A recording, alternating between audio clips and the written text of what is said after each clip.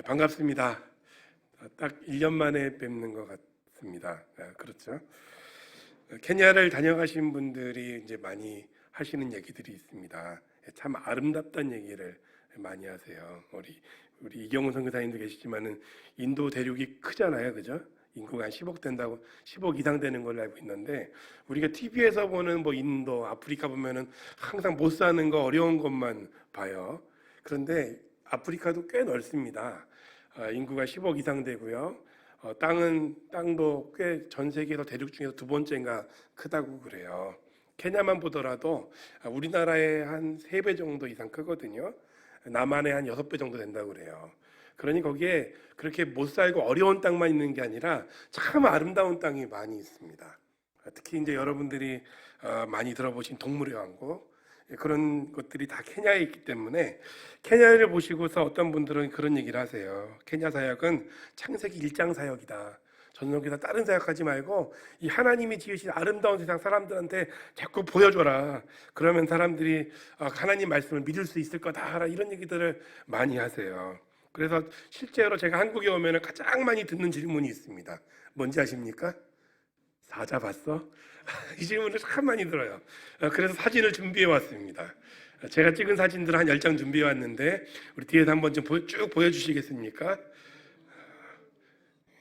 네, 사자죠.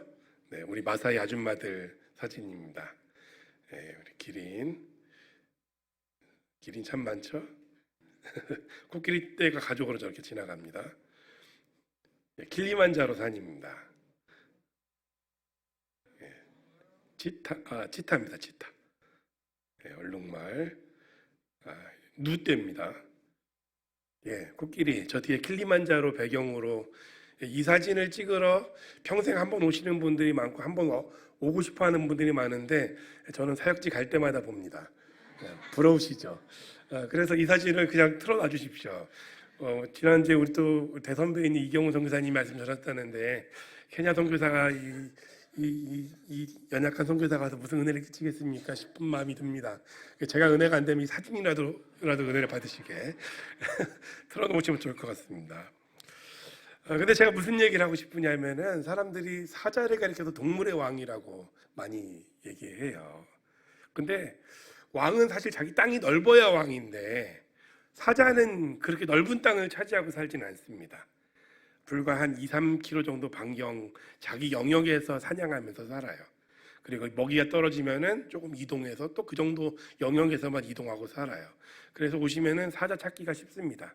제가 전화해 놓을 테니까 그냥 오십시오. 같이 사자 만나면 됩니다. 찾기가 그렇게 어렵지 않아요. 실제로 넓은 초원을 차지하고 살아가는 것은 자식도 많이 번성하고 어디 가나 찾을 수 있는 것은 임팔라와 가젤과 같은 초식 동물들이에요. 제가 처음에 그랬잖아요. 말씀이 눈에 보인다고. 제가 이 사자하고 임팔라 얘기하는데 여러분 생각나는 예수님 말씀 없습니까? 팔복중 예수님 뭐라고 하시죠? 온유한 자는 복이 있나니 저희가 땅을 기업으로 차지할 것이요. 아프리카에 살다 보니까 정말 이 온유한 자가 힘세고 그렇게 과격한 사람이 아니라 온유한 자가 땅을 넓게 차지하는구나. 이게 눈으로 보이더라고요. 그리고 마음으로 새기게 되더라고요. 선교사님이 저 옆에 이웃 선교사님이 그러세요. 같이 사파리 갔다가 야 다윈이 호주가 아니라 이 케냐를 왔었어야 돼. 그러면은 진화론이 아니라 하나님이 지으신 세상을 보면서 창조를 믿었을 텐데 그러시더라고요. 하나님도 이 지으신 세상이 당신이 지으신 세상이 얼마나 아름답고 만족스러웠으면은 오늘 말씀처럼 보시기에 심히 좋았더라라고 말씀하셨을까요? 야, 참 좋다. 정말 아름답다. 하나님이 그러셨습니다. 저는요, 이 성경을 읽으면서 가장 많이 은혜 받는 게 창세기입니다.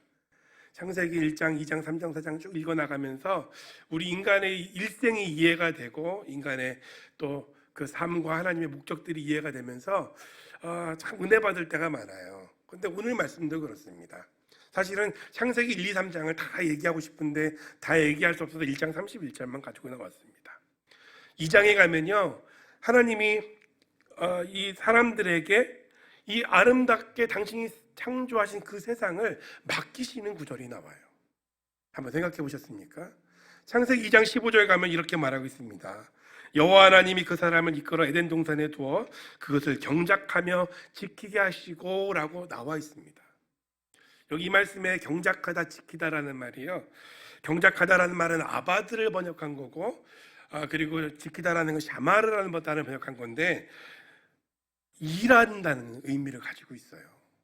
노동한다는 의미를 가지고 있어요. 하나님이 우리를 일하도록 창조하셨다는 겁니다. 우린 창세기 1장 28절에서 하나님이 우리에게 주신 복을 너무나 잘 알고 있습니다. 하나님이 그들에게 복을 주시며 이르시되 생육하고 번성하여 땅에 충만하라, 땅을 정복하라, 바다의 고기와 공중의 새와 한 땅에 움직이는 모든 것을 다스리게 하자. 우리가 이 말씀을 복의 명령이다, 또 문화의 명령이다 하면서 이 복의 말씀을 잘 기억하지만은 그 말씀과 더불어서 이 2장 15절에서 하나님은 당신이 지으신 세상을 우리에게 일하면서 관리하라는 명령도 주셨습니다. 아주 귀한 명령입니다. 저는 이 하나님이 이 세상을 창조하신 그 창조의 연장선상에서 이 말씀을 읽습니다. 조금 과장해서 말하면은 하나님의 그 창조의 사역에 우리를 동참시키신 거예요. 여러분, 집을 짓는 게 쉽습니까? 그 집을 관리하면서 사는 게 쉽습니까? 짓는 게 쉬워요. 관리하고 사는 게 훨씬 어렵습니다. 아름다운 집을 우리가 리모델링 했다고 합시다. 그냥 먼지가 쌓이게 내버려두면 그 집이 아름답습니까? 계속 청소하고 닦으면서 그 집을 꾸며야 아름다워지는 거예요. 하나님이 이 창조하신 세상을, 그 세상을 아름답게 관리해 나가라고 우리에게 일을 맡기셨어요. 얼마나 소중합니까? 그래서 이 일이라는 것은요, 우리에게 축복으로 주어진 것을 믿습니다. 우리에게 일하는 축복을 주셨어요. 하나님이 이 일을 마치시고, 창조의 일을 마치시고 보시기에 참 좋았더라라고 말씀하셨잖아요. 그러니까 우리도 일하면서 사실 매일매일 좋아해야 돼요. 매일매일 기뻐해야 돼요. 여러분 그러시고 계시죠? 아침에 출근할 때마다 기쁨으로 출근하고 계십니까? 그렇게 기쁘지가 않아요. 일이 힘듭니다. 왜 그렇습니까?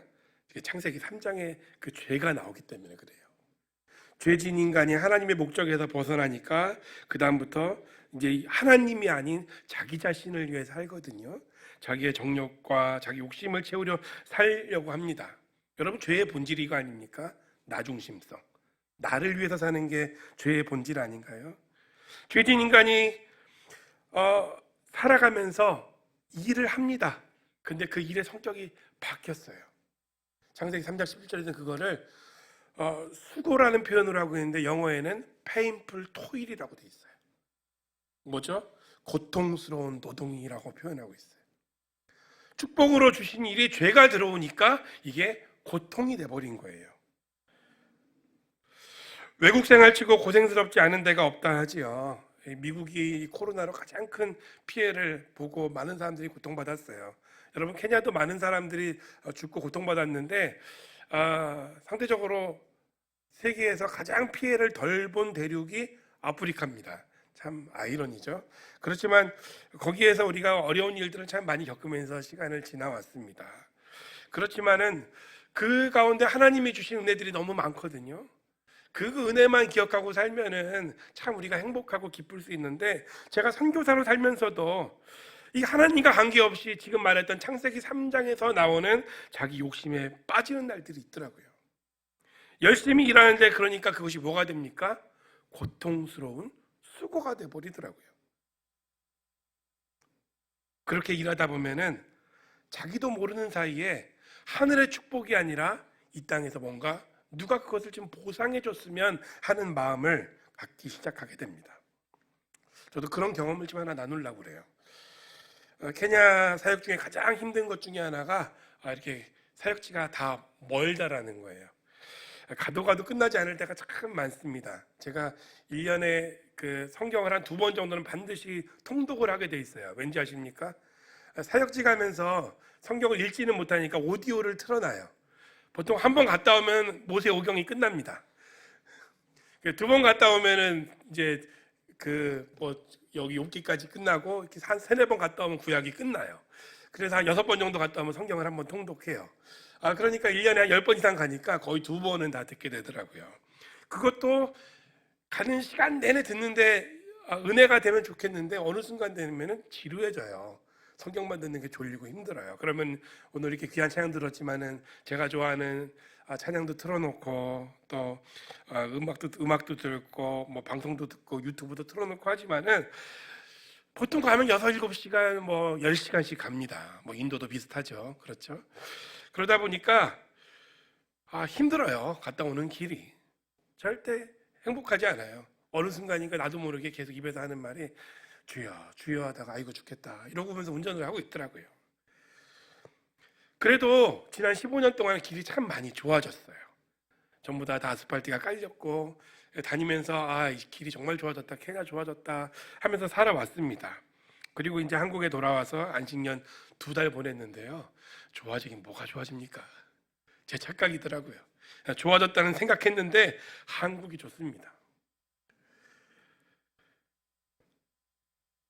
차가 또 오래돼가지고 언제 쓸지 몰라요. 그래서 이번 안식년은 차를 처분하고 왔어요. 다시 가서 어떻게 될지 하나님이 채워주시겠죠. 그래서 주님께 기도도 해봤어요. 주님, 좀 가까운 데로 보내주시면 안 됩니까?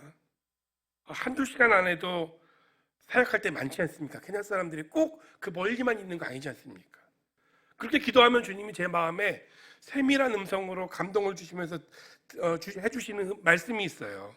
그게 뭐냐면은 거기에 이미 선교사 많은데 왜 너까지 가려고 그러냐?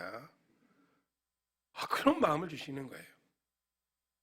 기도만 하면은 사람이 오지 않는 그 먼 데가 보여요. 기도만 하면은 그쪽에서 마게도냐 환상처럼 그쪽 사람들이 전화가 와요. 우리 동네는 도대체 언제 오십니까? 그렇게 해서 시작된 게 이동신학교 사역으로 지금 저희가 6년째 이렇게 하고 있는데요. 가면 가도 또 가야 되는 그곳을 하나님 왜 자꾸 보내주십니까? 라는 마음의 불평함이 생기는 거예요. 그럼 이 사람들이 가서 제가 이렇게까지 힘들어서 가서 말씀을 가르치니까 잘 따라오면 얼마나 좋아요. 말씀 가르치는데 이 사람들이 열심히 하면 얼마나 좋습니까? 근데 그렇지 않아요. 제가 학교 다닐 때 공부를 좀 제법 잘 했거든요. 그래서 좀 똑똑이 소리 들으면서 학교 다녔던 사람입니다. 그런데 이분들한테 무엇을 가르쳐줘도 다 어렵다고 그래요. 제가 그래가지고 한국에서 가르치는 중고등부 이 성경 공부 교재 수준으로 다 낮춰가지고 우리 한국에 있는 중고등부 아이들은 이 정도면 되니까 이 정도면 되겠지 하고서 성경 공부를 우리 케냐 목사님들한테 하는데 그것도 어렵다고 그래요. 여러분들이 무엇을 생각하든 그거보다 수준이 낮은 것이 케냐입니다. 그런 곳에서 말씀을 가르쳐요. 지금은 나록이라는 곳에서 마사이 목사님들 17분을 모시고서 지금 제자훈련과 저희가 신학교 수업을 하고 있습니다. 여기에 이사야라는 목사님이 오셨어요. 나이가 대략 73세에서 4세가량으로 제가 추정합니다. 나이를 추정한다는 것은 케냐에 사시는 분들이 자기 나이를 모르기 때문에 그래요. 언제 태어났냐니까는 1960년에 태어났다고 본인은 얘기하시는데 아무리 봐도 그 나이는 아니시거든요. 그래가지고 제가 이제 그 가족들을 한번 좀 물어봤어요. 자녀가 몇 살이 됐냐? 저만한 아들도 있고 저보다 나이 많은 아들도 있고 또 손주가 있는데 다들 지금 성인들이어서 증손주가 있을 나이가 되었고 그렇게 대략 따지다 보니까는 약 한 50년 정도에 태어나신 것 같아요. 이건 추정치입니다. 아마 그 정도 나이라고 생각하는 분이 이제 신학교에 오신 거예요. 안 받아들이고 싶은데 하고 싶다고 그러니까 말씀 배우고 싶다고 그러니까 그래도 저를 울리는 말을 하세요. 평생 이렇게 말씀 배우고 싶었는데 한 번도 이렇게 배우지 못했어요. 목사님이신데 말씀을 평생 한 번도 못 배워봤다니까 안타깝잖아요. 그래서 들어오시라고 어쩔 수 없이 허락을 했어요. 그래서 배우고 싶다니까 배우는데 그러면은 영어 강의를 알아들으시느냐? 한마디도 못 알아들으세요. 그러면 이제 영어 강의를 마사이어로 통역을 하거든요. 그래서 마사이 강의는 좀 잘 알아들을까 싶어서 노트피기할 걸 봤더니 그냥 은혜로 앉아 계시더라고요. 아멘 주여 이게 이분은 다예요. 그래도 어떻게 합니까? 앉아 계시겠다는데 그러면 성실하시기라도 해야 될 거 아닙니까? 매일 늦으세요. 그래서 속이 터지는 거예요. 그래서 지난번에 한 번 말씀드렸어요. 목사님, 다른 거 부탁 안 하는데 좀 늦지만 마십시오. 일찍 오십시오. 아침 8시 반부터 우리가 5시까지 수업을 하는데 제발 좀 늦지 마십시오 하는데 계속 늦으시는 거예요. 여러분, 아프리카에서 시간이라는 게 그렇습니다. 우리가 차고 있는 시계에 맞는 시간이 아니라 그 사람이 와야 시간이에요. 10시 약속해도 그 사람이 여기에 와야 10시인 게 아프리카거든요. 그러니까 이해합니다. 배움이 전혀 없는 분이니까 숙제를 안 하는 게 아니라 못 하시는 거니까 그것도 이해하죠. 그런데 이제 문제가 생겼어요. 이분이 늦어도 제가 아무 말을 안 했더니 이제는 젊은 목사님들도 늦으시는 거예요. 같이 다 듣는 거예요, 그냥. 8시 반 수업인데 9시 반 될 때까지 그냥 타게 다들 안 들어오고 있어요. 그래서 안 되겠다 싶어서 제가 이제 이사야 목사님한테 이제 과제를 드렸어요. 목사님 오늘도 지각하셨네요. 오늘은 너무 많이 지각하셨어요. 도저히 안 되겠습니다. 제가 다른 분하고 똑같이 숙제를 드릴 테니까 내일 올 때까지 빌립보서 다 써오세요 하고 숙제를 드렸어요. 뭐 쓰실 수 있겠어요? 못 써올 거라고 생각하고 그래도 좀 성의를 보여주십시오라고 제가 요청을 드린 거예요. 그랬더니 그 다음 날은 좀 일찍 오셨더라고요. 그래도 그 말을 좀 알아들으셨나 봐요. 그런데 숙제도 해오셨어요. 와, 제가 감동을 하면서 숙제를 해오셨다니까 봤더니 진짜 이만한 노트를 열 몇 페이지 써오셨더라고요. 야, 제가 처음에는 그냥 읽었어요. 읽다 보니까 그래도 중간중간 몇 구절 빼먹긴 했지만은 그래도 쓰려고 애를 많이 써오셨어요. 근데 아무리 생각해도 좀 이상해요. 노트가 너무나 깨끗한 영어 필기체예요.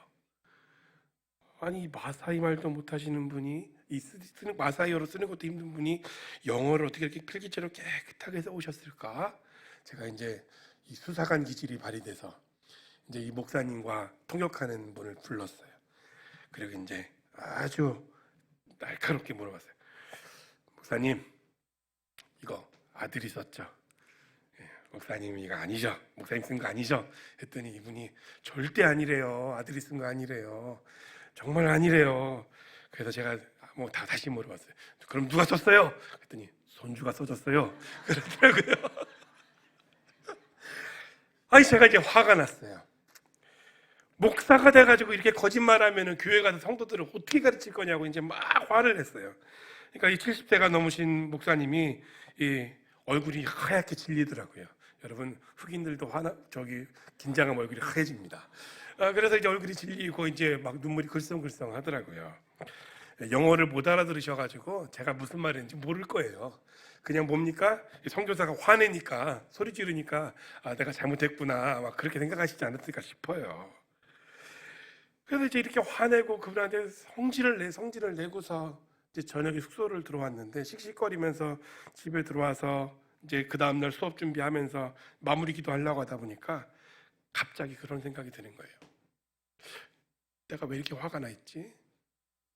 내가 저분한테 왜 이렇게 화를 냈지? 이런 생각이 쑥 밀려 들어오는 거예요.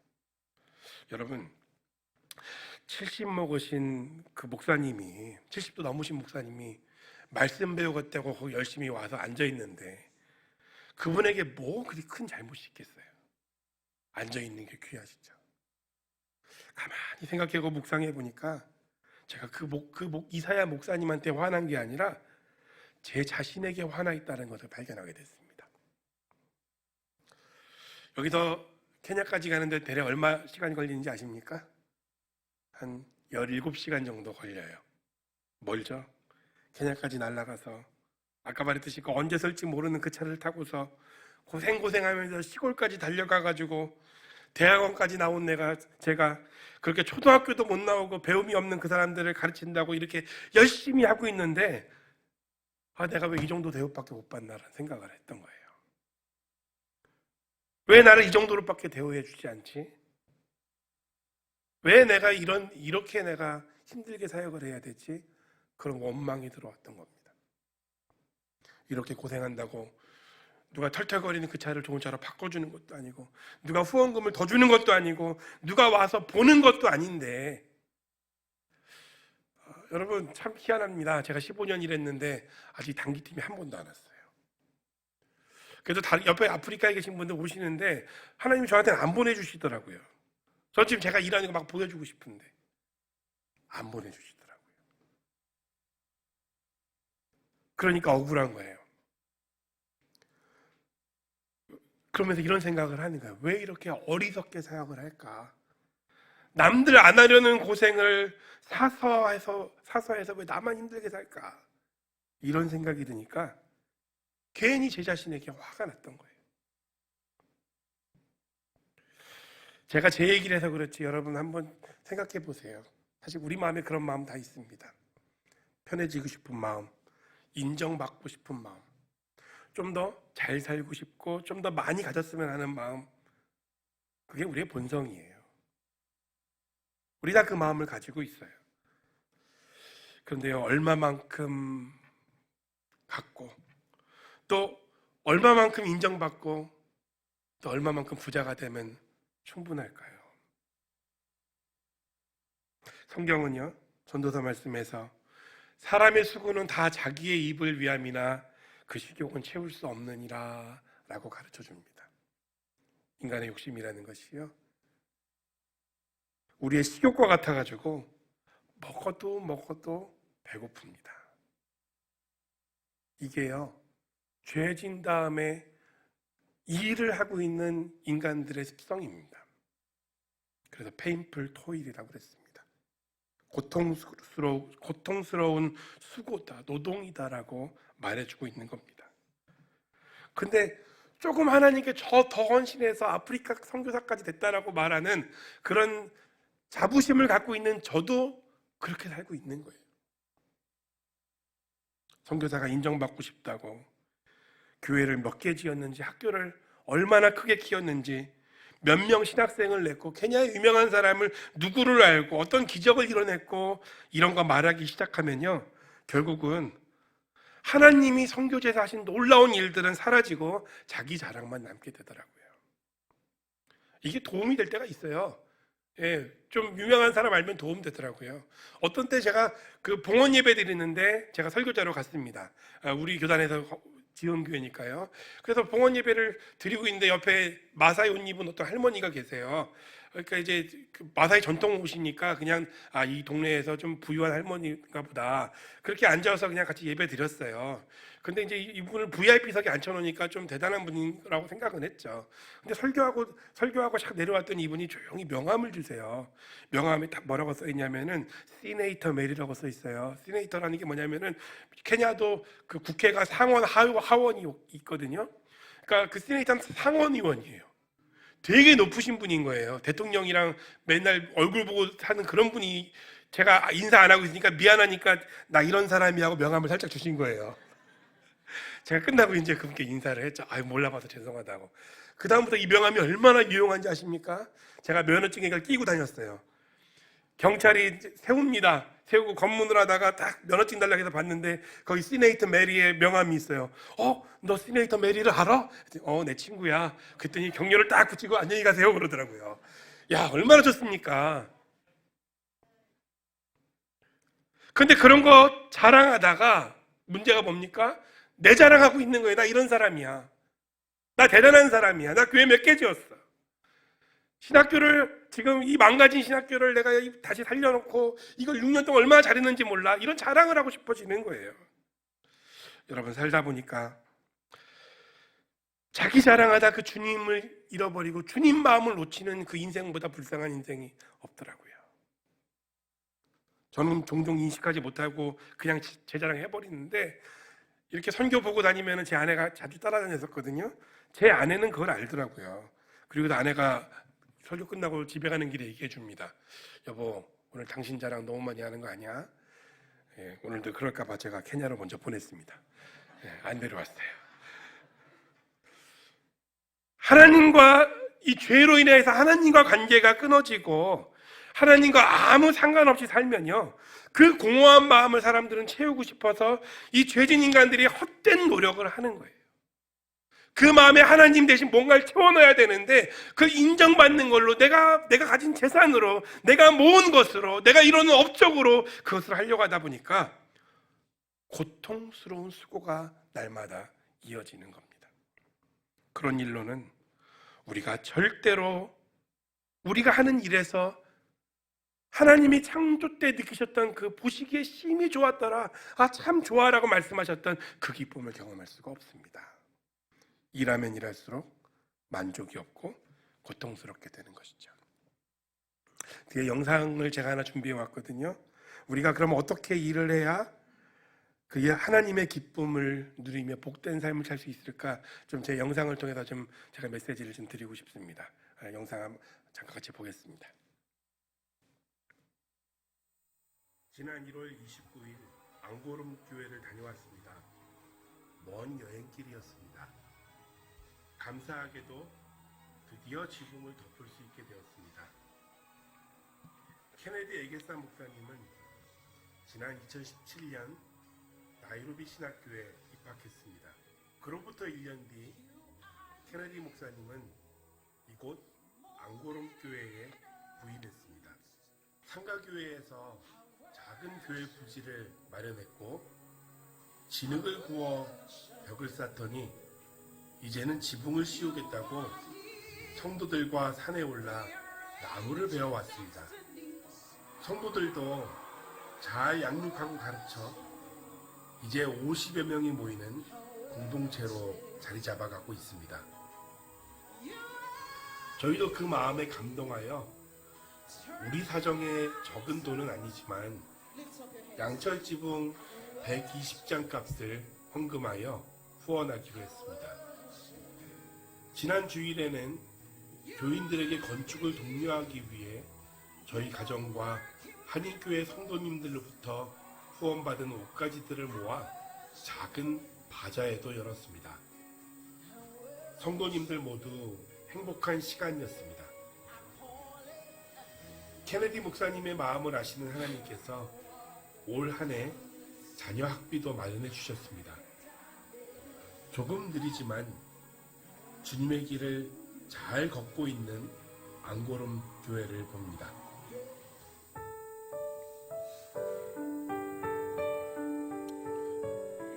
또 한국에서 후원자를 만나서 이제 이 교회를 이제 완공을 했습니다.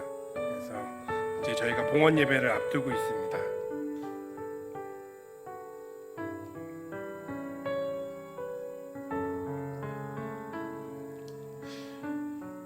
제가 오늘 메시지에서 이 영상을 통해서 소개하고 싶은 거는 이 앙고름 교회 건축 얘기가 아니라 이 에게사 목사님 얘기를 하고 싶어서 그렇습니다. 젊으신 분이에요. 지금 이제 30 정도 되신 젊은 목사님이세요. 신학교에 2017년에 입학을 했는데 이 앙고름 교회도 어려운 교회입니다. 케냐에서 계속 교회가 잘 안 돼서 목사님이 한 5-6번 정도 바뀌었어요.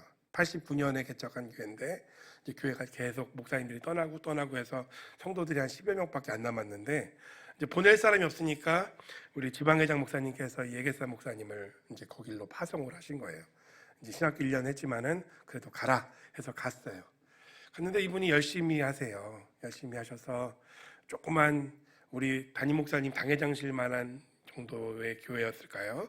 거기에서 예배드리다가 이제 땅을 사가지고 나무 밑에서 예배드리다가 교인들이 이제 그 교회를 짓겠다고 양철판으로 이제 지붕을 만들고 조그맣게 예배를 드리다가 점점점 이제 교회가 자기들이 잘 돼가는 거예요. 그래서 교회에다가 자기들이 흙을 퍼와서 벽돌을 직접 구웠어요. 지금 아까 보셨던 그 건물에 벽을 직접 쌓은 거예요. 근데 교회 지붕 덮겠다고 이분들은 또 산에 가서 나무를 해오더라고요. 그래서 그걸 보니까 참 대단하다 싶어서 한번 가서 본 거예요. 근데 너무 정말 목회를 잘하고 있는 거예요. 그래서 이제 지난 5월에도 오기 전에 한 번 더 건축을 돌아보고 완공시키기 위해서 한번 갔다 왔는데 이 에게사 목사님이 저를 무알리무라고 불러요. 보통 미셔너리라고 부르는데 선교사님 또는 목사님 이렇게 부르는데 이분은 무알리무라고 불러요. 이게 스와힐리어로 선생님이라는 말이거든요. 제가 신학교에서 자기를 가르치니까 선교사님은 자기 선생님이래요. 그래서 자기 선생님이라고 부르겠대요. 그래서 이분이 그런 얘기를 해요. 지금까지 가르쳐 주신 대로 했습니다. 이제 어떻게 해야 되는지 알려주세요. 그러더라고요. 여러분, 전 이 두 문장에 제 가슴이 너무너무 뭉클했어요.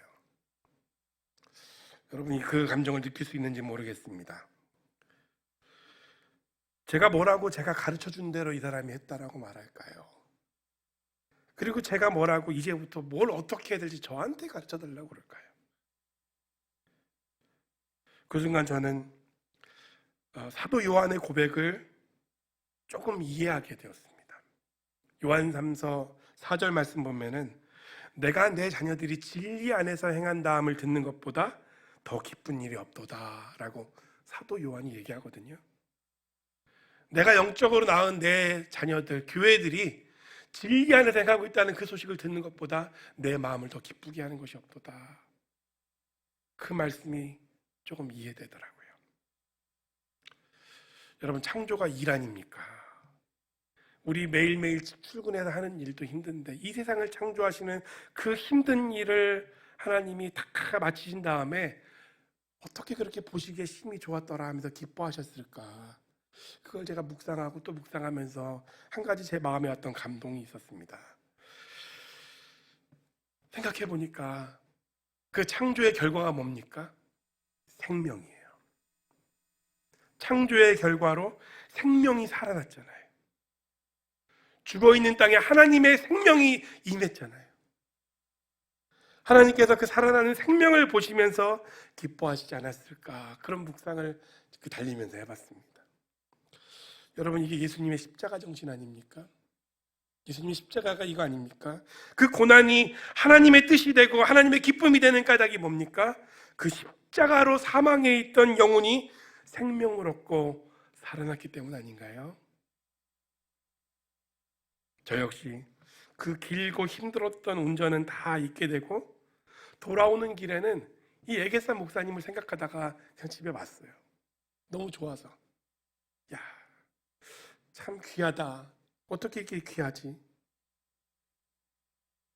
내가 뭐라고 하나님 나를 이렇게 사용하셨습니까? 보잘것없는 죄인인데 여전히 욕심 많고 나 자신만 생각하는 사람인데 어떻게 이런 부족한 나를 통해서 하나님 이런 귀한 일을 하셨습니까? 이 한 영혼이 생명을 얻는 기쁨, 그 생명력이 그 영혼 안에서 자라나는 것, 그것을 보는 기쁨.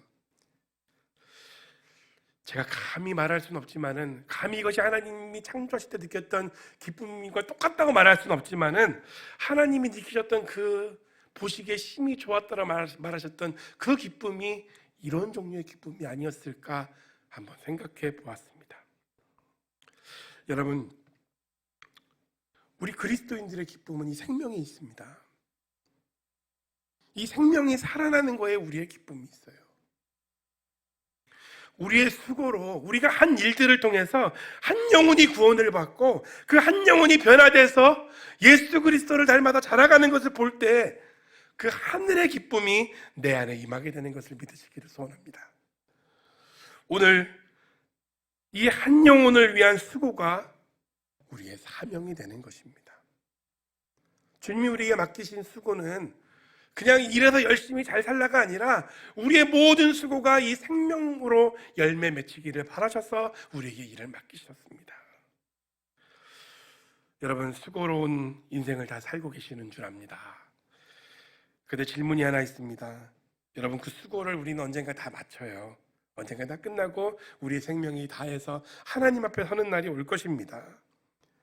주님 앞에 서야 할 텐데, 분명히 우리 모두는 주님 앞에 서는 그날을 맞이하게 될 터인데, 그 주님 앞에 서실 때에 주님 앞에서 여러분 자랑할 그 한 영혼이 있습니까? 내 이름을 말해주면서 내가 이분 때문에 예수님 만나서 생명을 얻었고, 내가 이분 만나서 예수님 알았고, 내가 이분 때문에 나의 삶이 변화되었습니다라고 고백해줄, 내가 이분 때문에 진리를 알았습니다 고백해줄 그 사람이 있으십니까? 그 한 영혼이 있으십니까? 오늘 여러분이 수고로 일한 그 결과로 한 영혼이 살아나고 우리 에바다 선교교회가 살아나고 하나님 나라의 그 생명의 역사가 일어나게 되시기를 소원합니다. 그래서 하나님의 창조 사역 때 우리 하나님께서 고백하셨던 것처럼 보시기에 힘이 좋았다라고 기뻐하셨던, 만족하셨던 그 기쁨이 오늘 우리의 일상 속에서 경험되는 그 축복이 되기를 소원합니다. 그렇게 하나님 나라와 그분의 영광을 위해 살아가는 저와 여러분 되시기를 주님의 이름으로 축원합니다. 함께 기도하겠습니다. 살아계신 하나님, 이 세상을 지으시고 보시기에 심히 좋았다라고 말씀하셨던 그 하나님의 기쁨으로 오늘 우리도 밭을 갈고 땅을 갈며 땅을 경작하며 하나님의 나라를 맺힐 그 생명의 열매를 위해 일하며 수고하며 살아가는 인생 되었으면 좋겠습니다. 주님, 우리 인생 그렇게 복된 인생 될 수 있도록 성령님 함께하여 주셔서 우리의 눈을 열어주시고 우리의 귀를 열어주셔서 주님의 눈이 있는 곳에 우리의 눈이 있게 하여 주시고 주님의 음성이 있는 곳에 우리의 귀가 열려 있게 하시고 주의 마음이 있는 곳에 우리의 마음도 있게 하여 주시옵소서. 그래서 마지막 날 주 앞에 설 때에 착하고 충성된 종아 칭찬받으며 주님 나라에 기쁨으로 웃음으로 입장하는 저희 모두 되기를 소원합니다. 감사드리며 우리를 죄에서 구원하신 우리 주 예수 그리스도의 이름으로 기도드립니다.